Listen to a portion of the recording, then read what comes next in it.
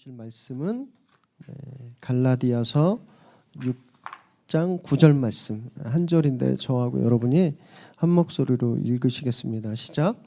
우리가 선을 행하되 낙심하지 말지니 포기하지 아니하면 때가 이름에 거두리라. 아멘. 우리에게 주시는 하나님의 말씀입니다. Pay it forward라는 영화가 있습니다. 한국 제목으로는 아름다운 세상을 위하여 2000년에 나온 영화예요. 정말 당시 최고의 연기파 배우들이 연기했던 영화입니다. 그리고 이 영화는 제 생각에 지극히 제 주관적인 생각으로 기독교인들은 신앙하는 분들은 반드시 보아야 하는 영화 중에 하나예요. 주인공이 11살짜리 초등학생입니다. 트레버라는 아이인데 이 시간이 사회 시간에 선생님으로부터 숙제를 받게 돼요. 근데 숙제가 무엇이냐면 어떻게 세상을 변화시킬 수 있을까? 어떻게 세상을 바꿀 수 있을까? 그게 숙제였어요. 그래서 아이들이 그걸 고민하고 이렇게 하면 세상이 바뀔 것 같아요. 이거를 프로젝트를 짜서 내는 숙제였어요. 그리고 선생님이 아이들에게 너희는 이걸 할 수 있어 이런 믿음을 주기 위해서 애들한테 가능하다 possible 이걸 막 외치게 합니다. 이 트레버가 고민했어요. 어떻게 하면 세상이 좋아질까? 그래서 얘가 생각해낸 게 있는데 pay it forward, pay forward. 보통 우리가 누구에게 은혜를 베풀면 payback 다시 받기를 원하잖아요. 근데 얘는 어떻게 생각했냐면 받을 생각 없이 모르는 사람에게 도움이 필요한 사람 3명한테 내가 pay forward 하는 거예요. 그냥 도움을 주는 거예요. 그럼 이 사람이 나한테 갚는 게 아니라 또 다른 3명에게 도움을 주는 거예요. 마치 그 다단계 판매 아시죠? 다단계처럼 이렇게 남에게 도움을 그러다 보면 어느새 이 세상이 그렇게 선함을 계속 주다 보면 바뀔 수 있겠다라는 정말 순진무구한 생각을 이제 하게 되는 거예요. 그래서 실제 도움이 필요한 3명에게 이 아이가 아무 이유 없이 도움을 주게 되었어요. 어떻게 됐을까요? 스토리가. 영화니까 뭐 모든 게 다 가능하잖아요. 그죠?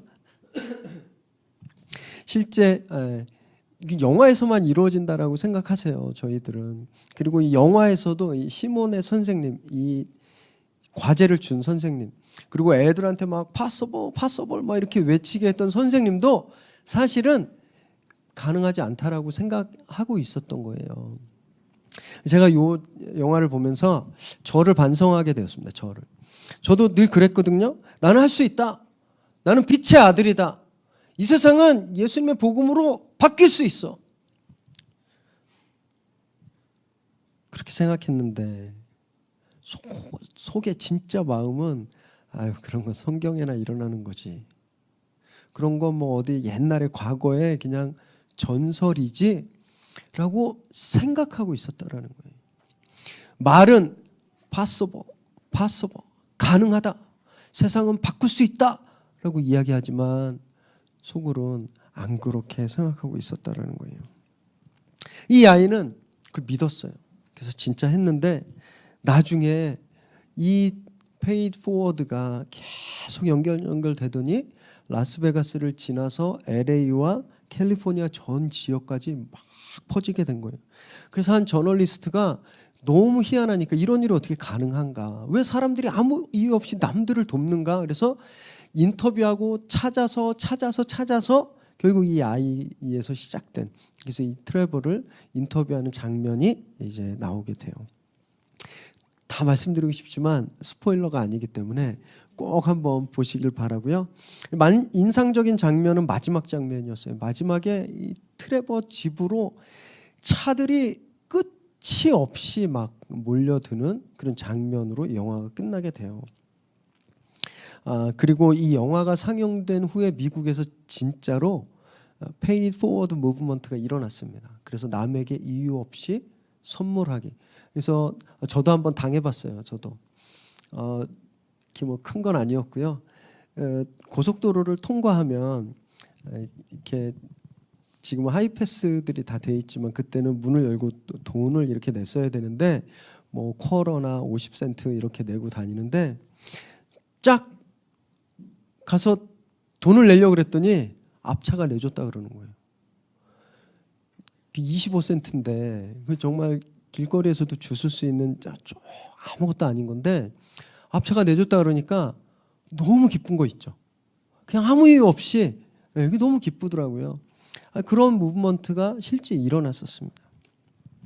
이 영화 초반부에 이 선생님, 시몬의 선생님의 입을 빌어서 감독이 관객들에게 던졌던 질문이 있었어요.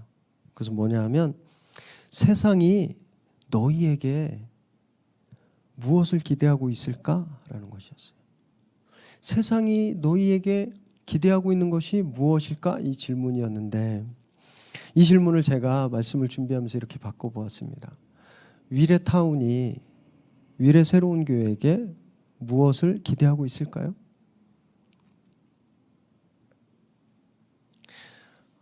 저희는 그냥 저희가 해야 될 일 열심히 하면 된다고 생각하거든요.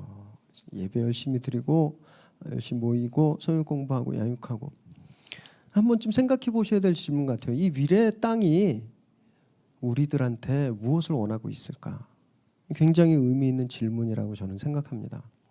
그래서 오늘 저희가 저희 교회에 하나님이 주신 세 번째 비전, 확대되는 선한 영향력, 우리가 이 말씀을 나누면서 위례가 우리에게 무엇을 기대하고 있을까? 이 질문에 대한 답을 함께 좀 찾아가길 원합니다.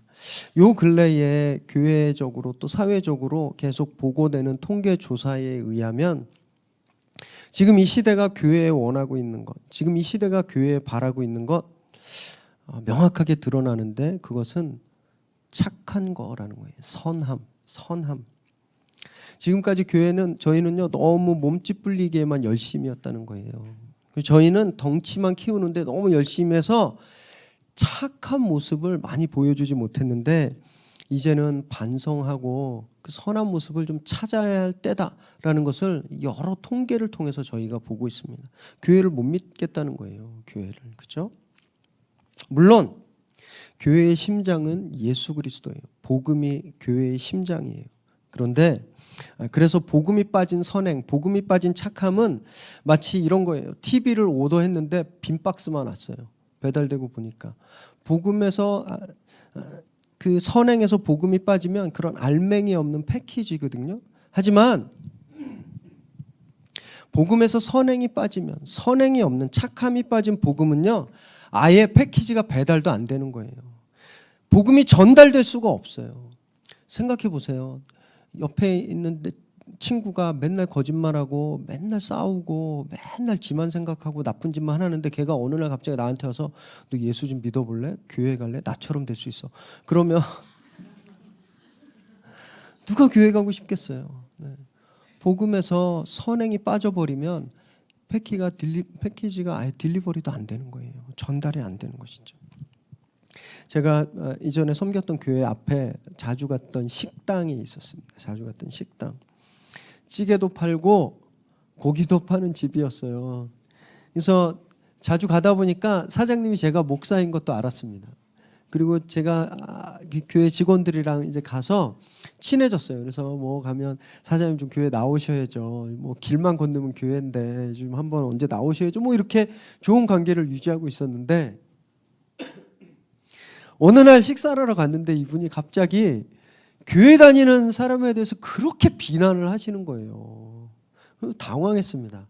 목사인 줄도 아시는데 왜 그러실까? 그래서 이야기를 좀 들어봤더니 이 식당이 2층에 있었거든요. 1층에 새로운 식당이 들어온 거예요. 근데 이 식당이 그 건물로 들어오기 전에 그 건물주하고 공인중개사 하시는 분이랑 다 만나서 약속을 했대요. 우리는 그냥 가정식 백반만 팔겠다. 거기 이제 주력 메뉴 이런 거는 우리 안 한다. 이렇게 다 약속해서 이분도 그러면 뭐 하시자고 이렇게 이야기를 했는데 나중에 식당에 딱 들어오고 나서 보니까 메뉴가 거의 다 겹치더라는 거예요. 가격도 조금씩 싸고. 이 화가 난 거예요. 화가.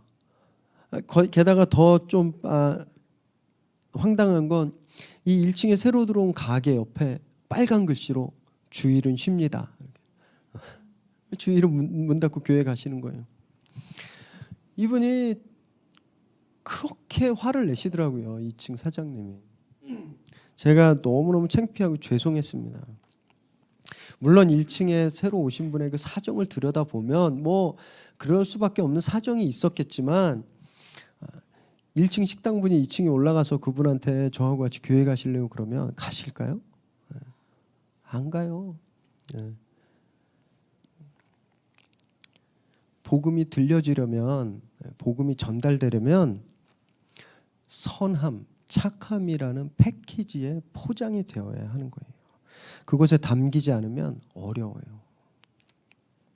저희는 그래서 정말 착한 교회가 되어야 되겠다. 저희 이렇게 다 약속하셨잖아요. 손해 보더라도 착한 것, 선한 것을 포기하지 말자 이렇게 다 약속하셨어요. 그래서 저희는 저 교회는 참 착한 교회야 이렇게 소문나야 하는 거예요. 많은 분들이 왜 아직도 간판도 안 달고 그래 이렇게 말씀하세요. 뭐 지난주에 창문에 창립예배 때문에 뭐 달아 이렇게 뭘 붙여놨지만 이거 없을 땐 여기 교회에 있는지 아무도 모르세요. 아무도.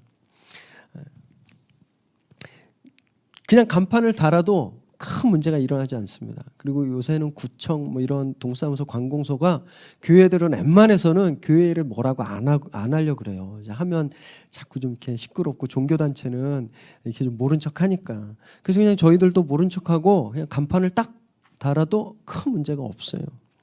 근데 저희 성도님들이 너무너무 착하신 거예요.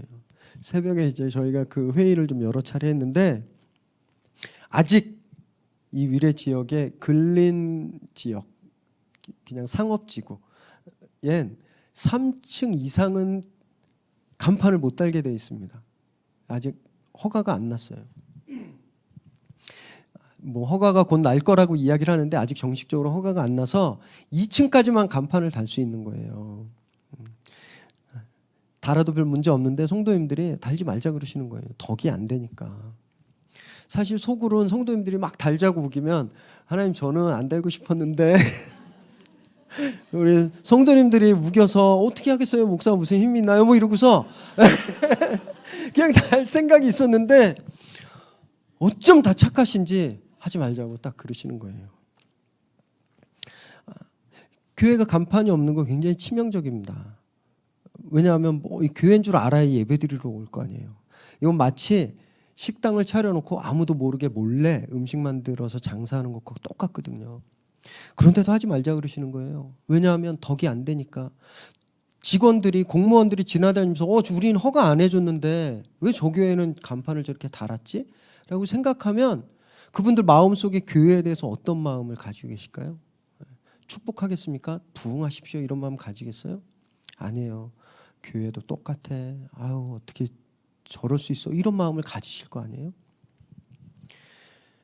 전도가 좀 더디 되더라도 비록 알려지지 않더라도 여기에 위례 새로운 교회가 있다는 게 좀 늦게 알려지더라도 작은 것부터 지키자고 하시는 거예요. 그래야 나중에 진짜 큰 걸 지킬 수 있는 거거든요. 이런 거 이것이 선함입니다. 선함. 그래서 저는 성도님들이 너무 감사했어요. 우리가 그렇게 앞으로도 할 거거든요. 그러면 이 선한 영향력이 점점 확대되는 것이에요. 이 착한 것, 선한 것은 옵션이 아닙니다. 디모데전서 6장 18절 말씀을 우리 함께 읽으실까요? 시작. 선을 행하고 선한 사업을 많이 하고 나누어 주기를 좋아하며 너그러운 자가 되게 하라. 착한 일을 많이 해라 라고 말씀하시는 거예요. 남에게 베풀면서 기쁨을 느껴라. 더디 화내고 너그럽게 이해해라. 이것이 하나님께서 저희에게 위례 새로운 교회에게 또 저희 교회뿐만이 아니라 이 세상에 존재하는 모든 교회에게 원하고 계신 것이에요. 그리고 그것이 이 세상이 교회에게 원하고 있는 것이에요. 저희가 이 선함을 행하기 위해서 저희가 착한 모습을 갖기 위해서 착한 교회가 되기 위해서 마음에 꼭 품고 명심해야 될 것이 있는데 잊지 말아야 될 것이 있는데 그것은 먼저 이 착한 일을 하면서 낙심하지 말아야 되겠다라는 거예요. 낙심하지 말아야 되겠다. 오늘 본문에 낙심하지 말라고 되어 있는데 이 말씀이 데살로니가 후서에도 정확히 반복되고 있어요. 데살로니가 후서 3장 13절 시작. 형제들아 너희는 선을 행하다가 낙심하지 말라. 그냥 착한 게 살아라 그러면 되지 왜 꼭 여러 번 낙심하지 말라고 하셨을까? 왜냐하면 착한 일을 하면요 꼭 실망하고 낙심하게 되기 때문이에요. 그래서 경고하는 겁니다. 아예 마음을 먹어 낙심하지 마라고 하시는 거예요. 저희가 누구에게 실망을 할 때가 있죠. 다른 누군가에게 실망을 할 때 그 이유를 곰곰이 생각해 보면 이런 걸 거예요. 저 사람이 약속을 어겨서, 저 사람이 내 은혜를 잊어버려서, 저 사람이 나쁜 사람이어서 잘못해서 그래서 내가 실망하는 거야. 내가 낙심하는 거야. 이렇게 생각하시기 쉬운데 진짜 이유는 다른 데 있어요. 우리가 왜 실망하고 낙심하냐 하면 기대했기 때문이에요. 기대. 내가 이렇게 도움을 베풀었는데 기대한다라는 거예요. 이 사람이 나한테 페이백 하겠지 나중에. 내가 이렇게 도움 준 걸 이 사람이 잊지 않고 기억하겠지. 그래서 나중에 내가 힘들어질 때 나한테 갚겠지라고 기대하는 거예요. 그 기대하고 있다가 그분이 그러지 않으니까 실망하는 거예요. 그래서 낙심하게 되는 거거든요. 기대하지 않으면 낙심할 이유가 없어요. 제가 존경하는 집사님 한 분이 계세요. 이분이 10년째 소년원 사역을 하고 계십니다. 그래서 성경책을 사서 소년원에 막 500권 이렇게 보내고 그래서 전국의 소년원들을 계속 다니면서 사역하고 계세요. 처음엔 혼자 하셨어요. 그 마음이 막 일어가지고 하시다 보니까 여러분들이 함께 모여서 요새는 이제 팀으로 하시는데 몇 년 전에는요 서울 근교에 집을 한 채 마련하셨어요. 그래서 밥하고 빨래하고 이렇게 일하시는 권사님을 거기서 살게 하시면서 소년원에서 퇴소해서 직장을 잡을 때까지 실제 이렇게 사회에서 생활할 때까지 1년이나 2년 동안 먹여주고 재워주고 아침에는 이제 예배도 드리게 하고 이런 그룹홈을 운영하셨어요. 이 그룹홈이 지금 몇 개가 되는데 이분이 그러시는 거예요. 10명 중에 8, 9은 도망간대요. 맨날 술 먹고 싸우고 파출소 가서 꺼내오고 그러다가 사라지고 10명 중에 9명은 그런다는 거예요. 그래서 제가 그 말씀을 들으면서 집사님 그걸 어떻게 하세요? 저 같으면 또 화나서 못하겠다고. 그때 막 웃으면서 당신은 애들이 안 밉대요. 그냥 얘네들이 나한테 보답해 줄 걸 아예 기대하지 않는데요. 그냥 이것이 내 사명이구나 생각하고 그냥 밑빠진 독에 물 붓는다 생각하고 계속 하신다라는 거예요. 얼마 전에 이 밑빠진 독에 물 붓다가 진짜 물이 쌓이는 일도 일어났어요. 아이들을 2명을 탄자니아에 선교사님한테 보내서 1년간 커피 농장에서 일을 시키고 그 기술을 가리키는 그 일을 지금 하고 계시는 거예요. 너무 기뻐하시더라고요. 그분을 거쳐서 도망간 애들이 수백 명인데 그중에 2이 건져져서 훈련받고 있는 모습에 너무 기뻐하시는 거예요. 기대하지 않으니까 실망하지 않는다. 그분의 말씀이 가슴에 굉장히 깊게 다가왔거든요. 저희 교회가 세워지면서 저희 기도하면서 우리도 이 지역에 선한 일을 많이 합시다 이렇게 저희가 다짐했습니다. 약속했어요. 그래서 저희가 11조와 헌금의 10분의 1을 탁 떼어서 선한 사역을 위해서 이웃사랑 기금으로 탁 뛰기로 그렇게 약속했습니다. 지금은 이제 저희가 벌써 석 달치를 이제 떼어놔서 리더십들이 기도하면서 어느 곳에 저희가 흘려야 될지 지금 준비 중에 있는데 액수도 그렇게 많지도 않아요. 그리고 또 저희 개척교회라 막 급하게 살림에 쓸 때도 많은데 저희가 그냥 결단하기로 한 거예요. 우리 성도님들이 어려운 중에 11조를 결단해서 이건 하나님 것이다 라고 드리는 것처럼 저희도 하나님이 저희에게 주신 물질의 10분의 1은 우리 게 아니다. 이건 하나님이 이 지역을 위해서 우리에게 주신 거다라고 그냥 아예 우리 게 아니라고 떼어놔 버린 거예요. 이제 이 사역을 하면 당황스러운 일을 경험하게 되실 겁니다. 저희가 어떤 단체를 돕다가 실망하게 될 수도 있을 거예요. 그리고 도와줬는데 막 이분들한테 무시를 당하거나 외면당할 수도 있을 거예요. 여러분 그럴 때 우리가 낙심하지 말아야 된다라고 말씀하시는 거예요. 그냥 처음부터 아예 우리 게 아니다라고 생각하고 이건 그냥 이 지역을 위한 것이다라고 생각해 버리면 실망하지 않을 수 있는 거예요. 낙심하지 않을 수 있는 거예요. 괘씸해하지도 마세요. 이렇게 했다고 해서 뭔가 우리한테 유익이 오고 이분들이 우리를 존경하고 그런 것도 아예 기대하지 마세요. 그냥 사명이다 생각하시면 되는 거예요. 여러분 왜 이렇게 해야 되냐 하면 저희들이 바로 그런 하나님의 은혜를 입은 사람이기 때문에 그렇습니다. 로마서 3장 24절 말씀 읽습니다. 시작. 그리스도 예수 안에 있는 속량으로 말미암아 하나님의 은혜로 값없이 의롭다 하심을 얻은 자 되었느니라. 저와 여러분이 아무것도 보답하지 않고 아무것도 되갚지 않고 그냥 우리를 살리신 하나님의 은혜를 입은 사람들이기 때문에 그래요. 저희도 그렇게 해야 된다는 거예요. 주님이 우리에게 십자가에서 당신의 모습을 주실 때 내가 이 십자가에서 달리면 2000년 후에 김용정이가 좀 착하게 살려나? 내 은혜를 알려나? 나중에 목사 돼서 목회 열심히 하려나? 주님이 이런 기대 안 하셨다라는 거예요. 그냥 저를 위해서 주셨어요. 우리가 그런 은혜를 입은 거예요. 저희가 그 아름다우신 주님의 모습을 이 땅에 증거해야 된다라는 겁니다. 그것이 저희의 비전이라는 거예요. 그러기 위해서는 포기하시면 안 돼요. 포기하시면. 오늘 본문을 한 번 더 읽어보실까요? 시작. 우리가 선을 행하되 낙심하지 말지니 포기하지 아니하면 때가 이름에 거두리라. 하다 말면 아니함만 못하다라는 말이 있죠. 선을 행하면 끝까지 가야 되는데 중간에 포기하면 아예 시작하지도 말아야 된다라는 거예요. 끝까지 걷지 않을 거면 아예 첫 발자국도 떼면 안 되는 거예요. 왜 그런지 아세요? 꼭 가다가 중간에 포기하면 불평하기 때문이에요. 내가 해봤는데 의미 없어. 해봤는데 아무짝에도 쓸모없어. 해봤는데 불가능해. 중간에 포기하면 꼭 이런 불평을 한다라는 거예요. 물을 흐리는 거예요. 차라리 하지 않으면 나중에 불평할 일도 없어요. 그런데 하다가 중간에 포기하면 불평하고 원망하게 된다는 것이죠. 그래서 저는 우리 성도님들이 저와 여러분들이 마음을 단단히 먹기를 원합니다. 단단히 먹는 거예요. 이왕 착한 교회가 되기로 했으니까 그냥 끝까지 그렇게 가는 거예요. 포기하지 않는 거예요. 중간에 멈추지 않는 거죠. 포기한다는 건요. 포기하지 않는다라는 건요. 장애물을 돌파한다라는 거예요. 장애물에 가로막히면 그냥 거기에서 멈추고 주저앉는 것이 아니라 장애물이 있으면 그걸 브레이크스루 해야 된다라는 거예요. 돌파해야 된다라는 것이죠. 우공이 산이라는 말이 있습니다. 우공이 산.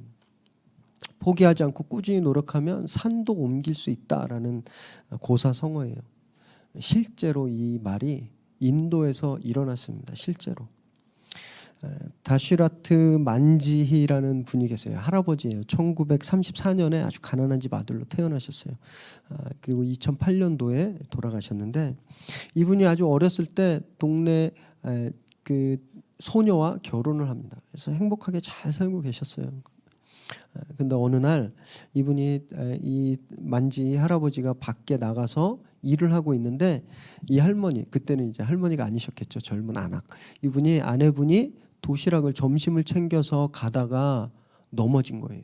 그래서 크게 넘어져서 막 다치게 됐는데 병원을 제대로 갈 수가 없어서 결국 돌아가시게 되었어요.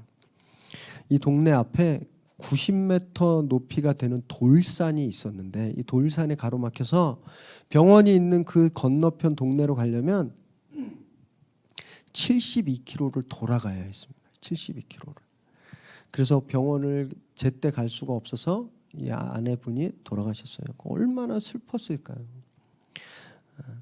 아내를 그렇게 잃고 나서 1년 후에 1960년도에 이 만지 할아버지가 보통 사람은 생각할 수도 없는 일을 실행에 옮기게 됩니다. 바로 그 돌산을 뚫어서 길을 만들어야 되겠다라고 마음을 먹은 거예요. 돌산을. 마치 페이 포워드 영화에서 내가 3명에게 선한 일을 하면 이 3명이 또 3명에게 하고 그럼 이 세상이 좋아지겠다라고 생각했던 그런 허무맹랑한 만화 같은 생각을 이분이 하신 거예요. 그런데 이분이 가지고 있는 것은 망치 하나뿐이었어요. 망치. 사람들이 다 미쳤다 그랬어요. 저 사람이 아내를 잃더니 돌았구나. 망치로 저 산을, 저 돌을 어떻게 깨? 막 비난하고 놀렸습니다. 근데 이분 마음속에는 어떤 마음이 있었냐면, 만약에 여기에 길이 있었다면 내 아내가 죽지 않았을, 그리고 지금 여기에 길이 생긴다면 앞으로도 그 누군가 같은 일로 슬픔을 겪지 않을 수 있겠다 라고 마음을 먹고 망치를 들고 돌을 하나하나 깨기 시작했어요. 계란으로 바위치기. 사람들은 다 놀리고 돌았다고, 마치 노아가 배를 지을 때 노아를 보고 비난했던 사람들을 생각하시면 돼요. 돌을 깨기 시작했습니다. 우리 할아버지 사진 한번 보여주시겠어요? 네, 이렇게 생긴 할아버지예요. 돌만 들고. 무려 22년간 망치질을 멈추지 않았어요. 1982년도 드디어 길이 100m, 넓이 9m의 길이 생기게 되었는데 한번 보여주세요. 이 길이 생겼습니다. 망치 하나로 산에 길을 냈어요. 이 길 때문에 아이들이 학교가 멀어서 학교를 못 다녔었는데 학교까지 통학거리가 3km로 줄었어요. 3km. 이 돌산 건너편의 60여 개의 마을의 주민들이 병원에 가는 거리가 72km에서 5km로 줄었습니다. 이 스토리가 막 알려지기 시작했어요. 그래서 인도의 정부에서 이분을 불렀습니다. 너무너무 훌륭하니까 당신에게 어떤 상을 주면 좋겠습니까? 라고 물었을 때 이 할아버지가 뭐라 그랬는지 아세요? 나는 명예, 돈 때문에 이런 일을 한 것이 아닙니다. 이 길이 기차역과 연결되게 해주세요. 이 길이 메인 도로와 차가 다니는 도로와 연결되게 해주세요. 제가 원하는 것은 그것뿐입니다. 그리고 다시 고향으로 돌아갔어요. 얼마나 힘들었을까요? 한번 상상해 보세요. 여러분, 이 돌산은 저 돌 보이시죠? 포크레인으로도 파기 어려웠을 거예요. 그런데 망치 하나로 저 돌을 깨면서 포기하고 싶은 순간도 굉장히 많았을 것입니다. 아무도 알아주지 않는데, 다 놀리는데, 내가 미쳤다 그러는데. 다치기도 여러 번 다치셨을 거예요. 돌이 튀어서 다치고 손도 깨지고 머리도 깨지고 그러셨겠죠. 하지만 이 만지 할아버지는 포기하지 않았어요. 여러분, 선을 행한다라는 것은 이런 거예요. 포기하지 않는 겁니다. 일단 망치를 들었으면 강철보다 더 단단한 바위가 앞을 가로막다 하더라도, 그리고 집채만한 돌덩이를 만난다 하더라도요, 깨고 돌파해 가는 거예요. 그것이 포기하지 않는다라는 거죠. 이분의 일화가 궁금하시면 2015년에 인도에서 나온 만지히라는 영화를 보십시오. 네, 굉장히 큰 감동이 되실 거예요. 잠언 24장 16절 말씀을 읽습니다. 시작. 대적 의인은 7번 넘어질지라도 다시 일어나려니와 악인은 재앙으로 말미암아 엎드러지느니라. 7번 넘어져도 일어나라. 포기하지 마라 말씀하시는 거예요. 7이란 완전수예요. 진짜 7번 하고 8번째 넘어지면 포기하는 그런 게 아니라 영원히, 완전히 계속해서 일어나라. 포기하지 마라라고 말씀하시는 거예요. 그래서 저희 위례 새로운 교회는 착한 일을 하는 것에 있어서 앞으로 절대 포기하지 않을 거예요. 아유, 무슨 조그만 교회가 남을 도와. 야, 자립도 안 됐는데 무슨 남을 도와. 그건 사치야. 사람들이 우리를 비웃고 비난하고 우습게 여기고 반대하더라도 저희는요, 이 돌을 깨는 망치질을 쉬면 안 되는 거예요. 우리가 그렇게 포기하지 않고 계속 돌을 깰 수 있는 이유, 그것은 믿음 때문입니다. 믿음. 반드시 열매가 우리에게 주어진다는 믿음 때문이에요.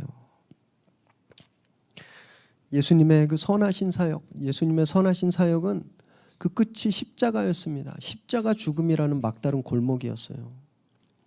세상 사람들은 거기서 끝났다라고 이야기를 했어요. 실패했다라고 이야기했어요. 예수의 사역은 십자가에서 죽고 끝나고 실패했다 이렇게 이야기했지만 주님 그 후에 부활이라는 열매를 거두셨어요. 선행엔 반드시 열매가 있습니다. 우리가 그 열매를 늦게 볼지라도 어쩌면 우리 때에 못 보게 되더라도 선행, 착한 행실엔 반드시 열매가 있어요. 본문 보세요. 때가 이름에 거두리라. 때가 이름에 거두리라고 하셨어요. 여기서 때는 카이로스란 말을 쓰셨거든요. 열매는 거두는 때가 있다라는 거예요. 특별한 어떤 일이 생기는 그런 시간, 심장이 뛰고 막 가슴이 두근거리는 어떤 특별한 시간, 열매를 거두는 그 시간, 그 카이로스가 반드시 온다라고 말씀하시는 거예요. 저희가 그것을 믿어야 된다는 것이죠. 누가복음 8장 15절 말씀 시작. 좋은 땅에 있다는 것은 착하고 좋은 마음으로 말씀을 듣고 지키어 인내로 결실하는 자니라. 이 말씀은 예수님이 씨 뿌리는 자의 비유를 하시고서 좋은 땅이 무엇인가에 대해서 해석하신 말씀이에요. 해석.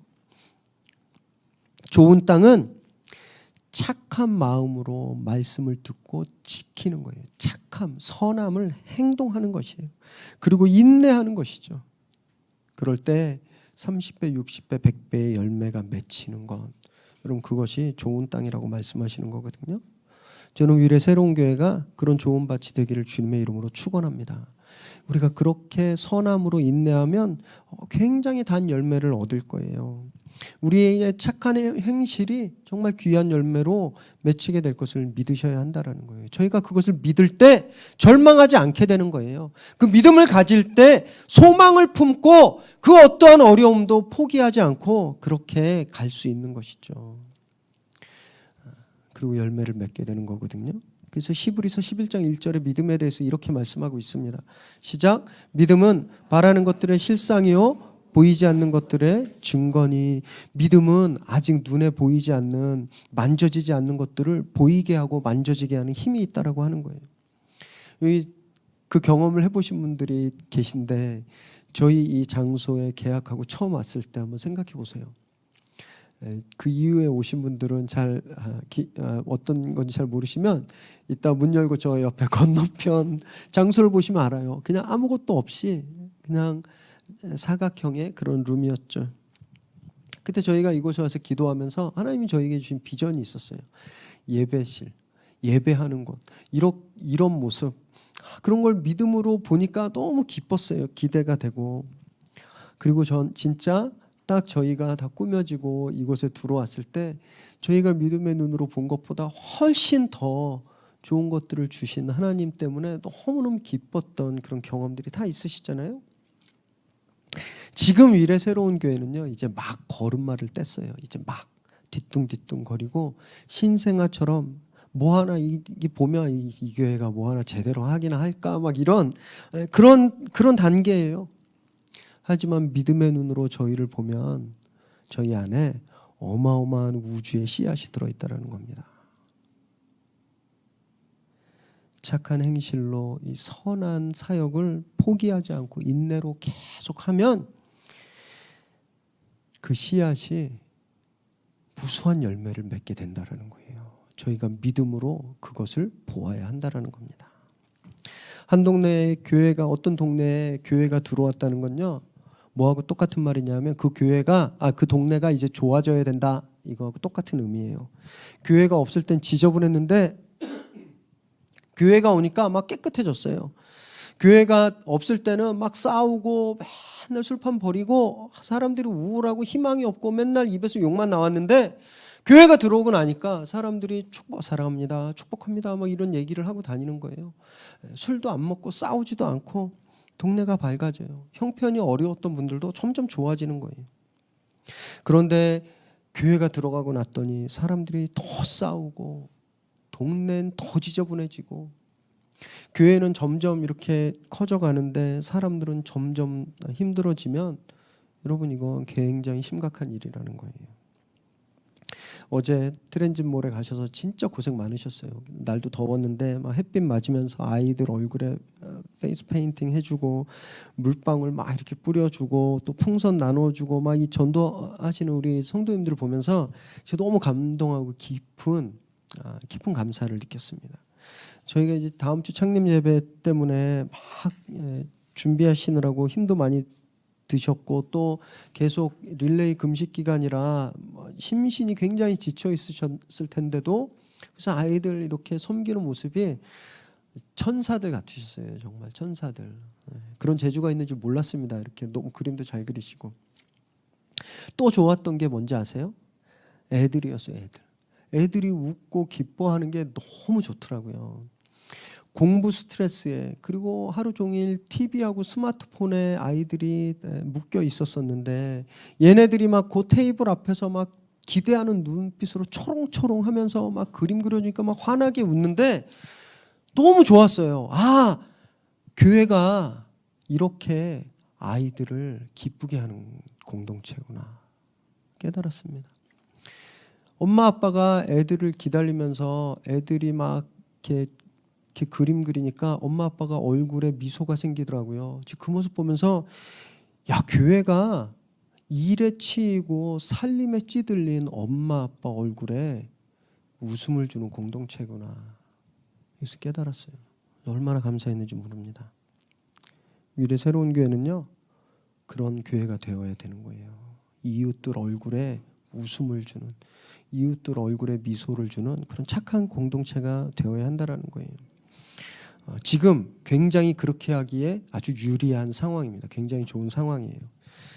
2016년 OECD 사회 지표에 따르면 OECD 회원국 35개국 중에 대한민국이 정부를 신뢰하는 신뢰도가 35개국 중에 29위예요. 29위. 그리고 남을 믿는 타인을 신뢰하는 남을 믿을 수 있는가? 이 타인 신뢰도가 35개국 중에 23위예요. 아무도 못 믿는다는 거예요. 아무도. 이 사회가 불신이 팽배해 있어요. 아무도 못 믿으니까 불안하죠. 언제 배신할지 모르고 무슨 일이 어떻게 일어날지 모르고 내 것을 빼앗길지 모르고 불안하는 거예요. 다 불안하니까 즐거울 일이 없어요. 생각해 보세요. 늘 불안하면 즐겁겠어요? 이 사회가 이렇게 절망적인 사회예요. 그래서 오히려 우리가 조금만 잘해도 티가 확 나는 거예요. 깊은 어둠일수록 촛불이 더 밝게 빛나는 것처럼 여러분 이 사회가 이렇게 불신이 팽배하고 어둡고 처참할수록 저희가 조금만 더 노력해도 이 선한 영향력이 팍팍 드러난다는 거예요. 저희가 이곳에서 그런 교회가 될 것입니다. 마지막으로 에베소서 4장 32절 말씀 읽고 말씀을 마칠 텐데요. 함께 읽습니다. 시작. 서로 친절하게 하며 불쌍히 여기며 서로 용서하기를 하나님이 그리스도 안에서 너희를 용서하심과 같이 하라. 네. 이것이 저희들의 모습이 되기를 바랍니다. 예수님의 모습이거든요. 예수 그리스도의 친절하게 하시고 우리를 불쌍히 여기셨고 우리를 용서하셨던 그 주님의 선하고 아름다운 모습이 우리 안에 있어서 저희도 이 선한 영향력을 늘 증거하는 저와 여러분 그리고 미래 새로운 교회가 되기를 주님의 이름으로 축원합니다.